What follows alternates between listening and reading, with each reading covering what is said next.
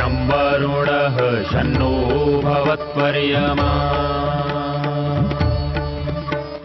शन्न इन्द्रो बृहस्पतिः शन्नो विष्णुरुक्रमः ॐ शान्ति शान्ति शान्तिः।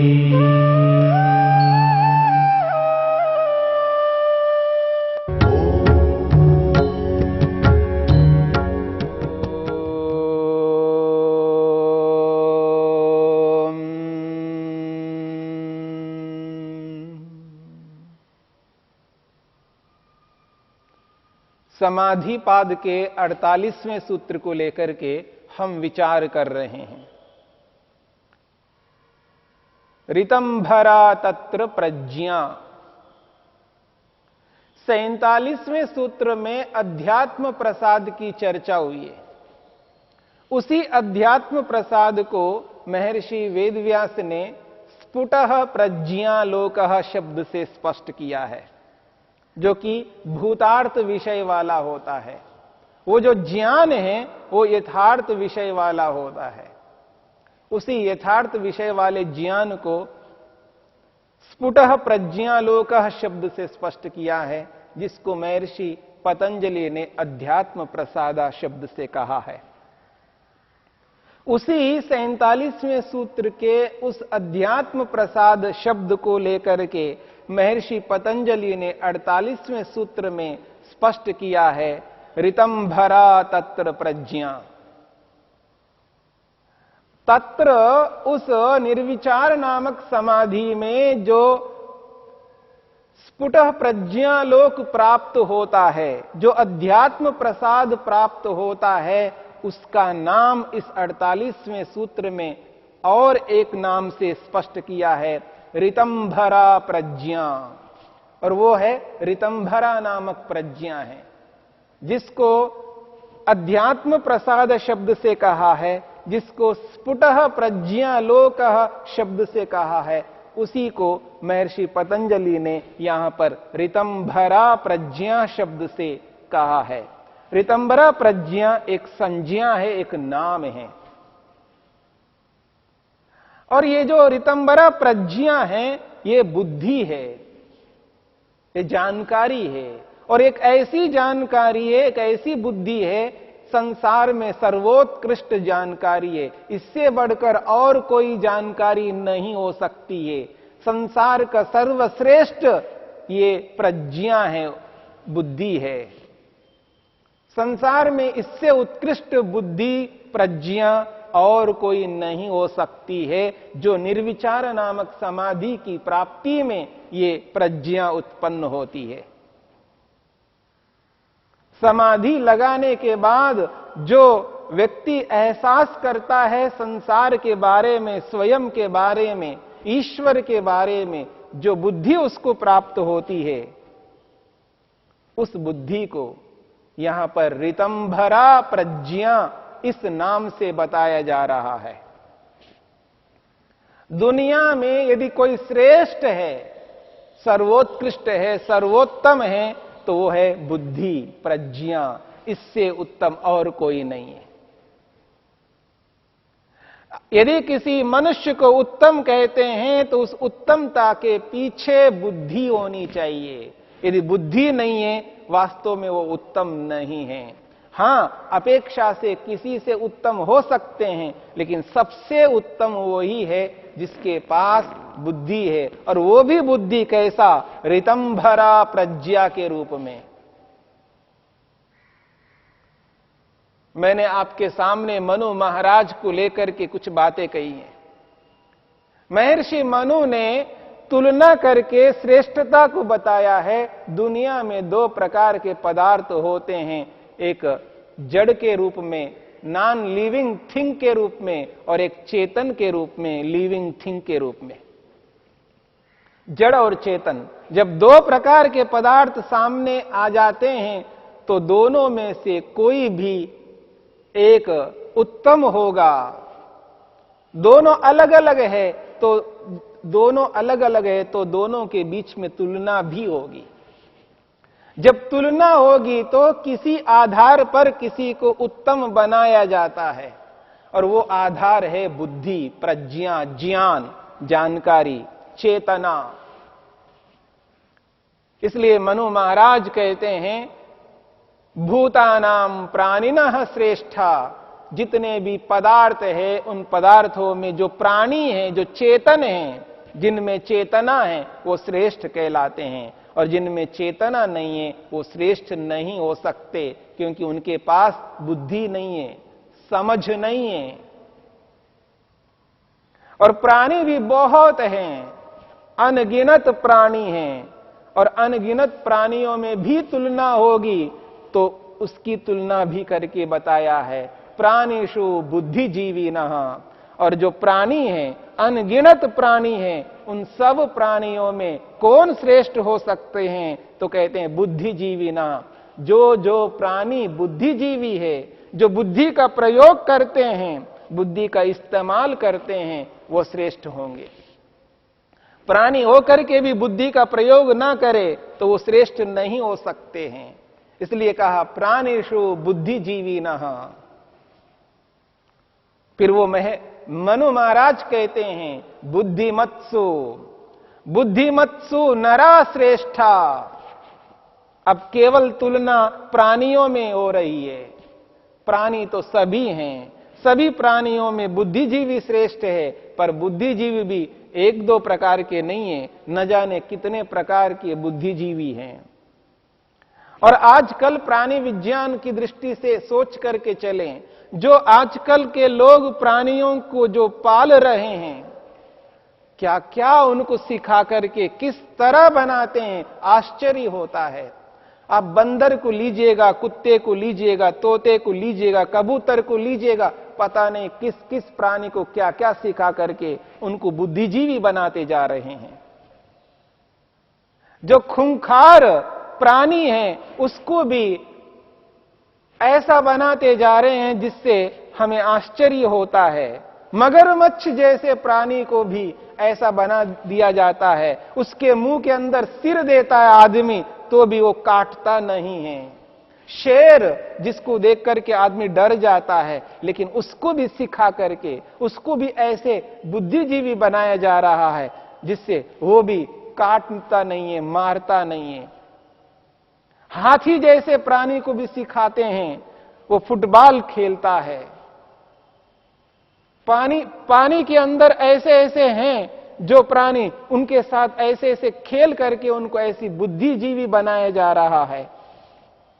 और जो भी बुद्धिजीवी है वो श्रेष्ठ है। डॉल्फिन को देखिएगा, पता नहीं किस किस को क्या क्या सिखा करके उनको बुद्धिजीवी बनाया जा रहा है। और जो भी बुद्धिजीवी है वो श्रेष्ठ माना जाएगा। लेकिन सभी बुद्धिजीवियों में कौन अधिक श्रेष्ठ है? प्राणियों में भी अलग अलग प्राणियों को बुद्धिजीवी बनाया जा रहा है, और ये अच्छी बात है। उनको बुद्धिजीवी बना करके उनसे लाभ लेना, उनका उपयोग करना, क्योंकि प्राणी है तो प्राणी से लाभ लेना आना चाहिए, अच्छे अर्थ में लाभ लेना चाहिए, सबके कल्याण के लिए लाभ लेना चाहिए, सबके सुख के लिए लाभ लेना चाहिए।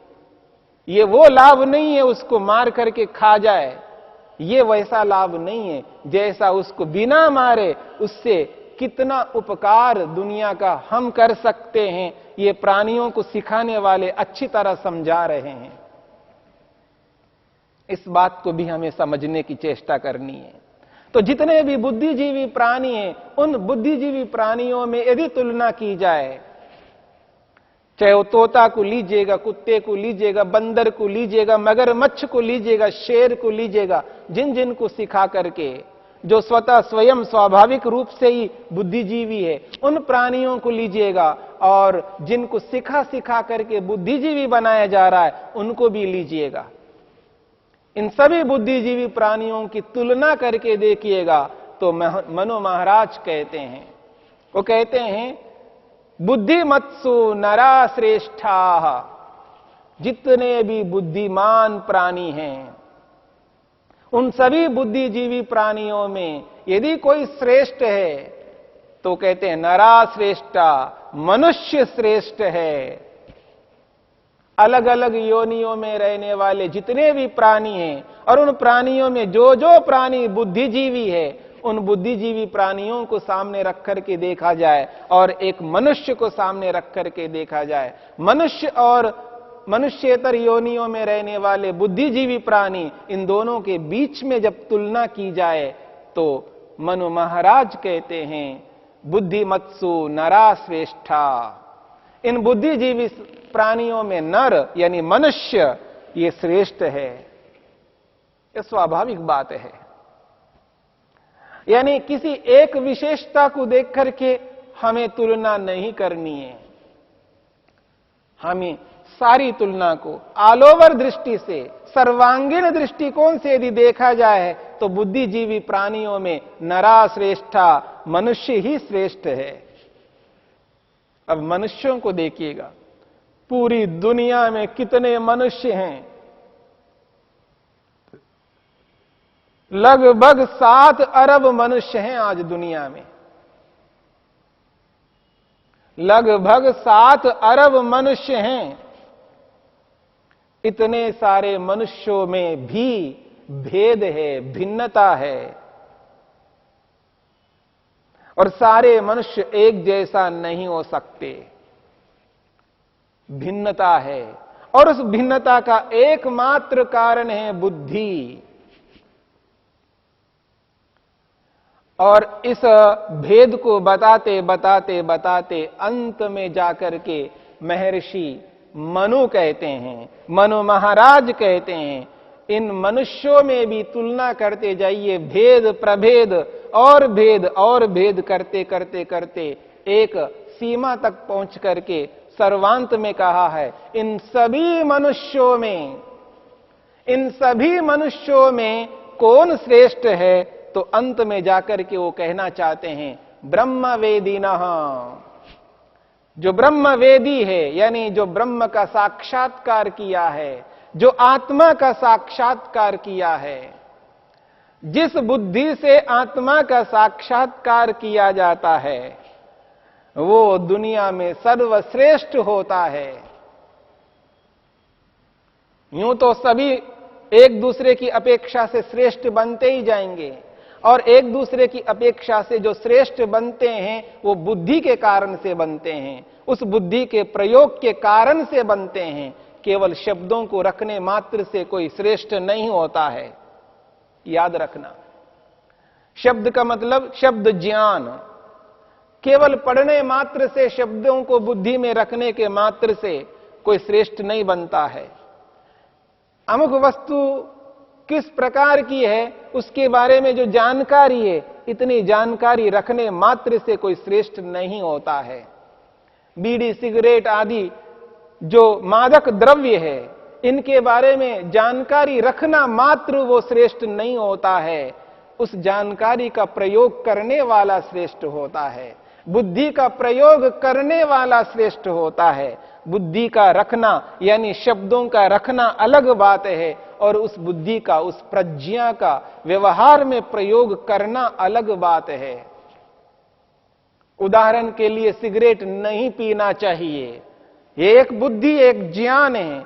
ऐसा ज्ञान रखना बड़ी बात नहीं है, कोई भी रख सकता है, लेकिन बड़ी बात तो वही है कि इस ज्ञान का प्रयोग व्यवहार में जब करता है व्यक्ति, वो श्रेष्ठ कहलाता है। शराब पीना हानिकारक है क्योंकि वो मादक द्रव्य है। ड्रग्स लेना हानिकारक है क्योंकि वो मादक द्रव्य है। नशीले पदार्थ हैं, नशीले पदार्थों का सेवन नहीं करना चाहिए। नशीले पदार्थ बुद्धि को लुप्त करने वाले हैं, बुद्धि को लुम्पित करने वाले हैं, बुद्धि को नष्ट करने वाले हैं, प्रज्ञा को, बुद्धि को समाप्त करने वाले नशीले पदार्थ हैं। उनका सेवन नहीं करना चाहिए। ये शब्द तो हैं, लेकिन शब्दों का प्रयोग जब जीवन में उतारता नहीं है तो व्यक्ति अपने जीवन का इतिश्री कर लेता है, व्यक्ति जीवन को बर्बाद कर लेता है। इसलिए शब्दों को रखना अलग है और उन शब्दों का प्रयोग करना अलग है। जो व्यक्ति दुनिया में बुद्धि का सर्वाधिक उपयोग में लाता है वही दुनिया में सर्वश्रेष्ठ कहलाता है, क्योंकि उस बुद्धि का प्रयोग करता है व्यक्ति। बुद्धिमान का होना बड़ी बात नहीं है, पर बुद्धिमान का होते हुए भी वो उस बुद्धि का प्रयोग करता है तो वो बड़ी बात है। बुद्धि तो बहुत सारे मनुष्यों में है। आज आप देखेंगे शिक्षा के नाम से इतने शिक्षित होते जा रहे हैं, इतनी विद्या को प्राप्त करते हुए जा रहे हैं। विद्वान बनना अलग बात है, विद्या को प्राप्त करना अलग बात है, लेकिन उस विद्या का, उस प्रज्ञा का प्रयोग करना अलग बात है। इसलिए मनुष्यों में भी वो मनुष्य सर्वाधिक श्रेष्ठ, सर्वोत्तम हो सकता है जो उस बुद्धि का प्रयोग करता है और स्वयं अपने आप को सुखी बनाता है और दुनिया को सुखी बनाता है। उस स्थिति में वो सर्वश्रेष्ठ माना जा सकता है। इसलिए महर्षि मनु कहना चाहते हैं, मनुस्मृतिकार ये कहना चाहते हैं, समस्त मनुष्यों में भी तुलना करते करते करते अंतिम स्थिति में वो कहना चाहते हैं, इन सभी में से अगर कोई श्रेष्ठ है तो ब्रह्मवेदिनः, जो ब्रह्म को जानता है, जो आत्मा को जानता है, आत्मा को साक्षात्कार किया है और साक्षात्कार करके उसी रूप में प्रयोग करता है, स्वयं सुखी होता है, प्राणी मात्र के लिए सुख पहुंचाता है, किसी को दुख नहीं देता है। इसलिए बुद्धि का प्रयोग करना संसार में सर्वोत्कृष्ट है। जो व्यक्ति बुद्धि का प्रयोग करता है वो है ऋतंभरा को प्राप्त किया हुआ योगी। इसलिए महर्षि पतंजलि यहां कहना चाहते हैं, ऋतंभरा तत्र प्रज्ञा। उस निर्विचार नामक समाधि में योगी ऋतंभरा प्रज्ञा को प्राप्त करता है और ये जो ऋतंभरा प्रज्ञा है ये सर्वोत्कृष्ट प्रज्ञा है। इसके माध्यम से व्यक्ति कभी किसी को दुख नहीं दे सकता, क्योंकि जो वस्तु जैसी है उसको उसी रूप में देखता है और उसी रूप में उसके साथ व्यवहार करता है। प्रज्ञा का, बुद्धि का पूर्ण इस्तेमाल, प्रयोग यदि कोई करता है वो समाधिस्थ व्यक्ति करता है। इसलिए ऋतंभरा प्रज्ञा को संसार में सर्वोत्कृष्ट स्वीकार किया जा रहा है। ऋषियों ने ऋतंभरा प्रज्ञा को सर्वोत्तम माना है। इसी के माध्यम से व्यक्ति स्वयं का और अन्यों का कल्याण कर सकता है। यही श्रेष्ठता है, यही उत्तमता है। इस उत्तमता को लेकर के हमें चलना है। इस ऋतंभरा प्रज्ञा को हमें प्राप्त करना है और इस ऋतंभरा प्रज्ञा को प्राप्त करके न केवल स्वयं के लिए, अन्यों के लिए भी उसी तरह हमें मेहनत पुरुषार्थ करना है। क्योंकि इस प्रज्ञा को जो कोई भी व्यक्ति प्राप्त करता है वो स्वार्थी नहीं होता है, वो परार्थी होता है। समस्त प्राणियों के लिए वो मेहनत, उद्यम, पुरुषार्थ करता है। इसी स्थिति को हमें प्राप्त करना है। यही स्थिति हमको अपने लक्ष्य तक पहुंचाने वाली स्थिति है।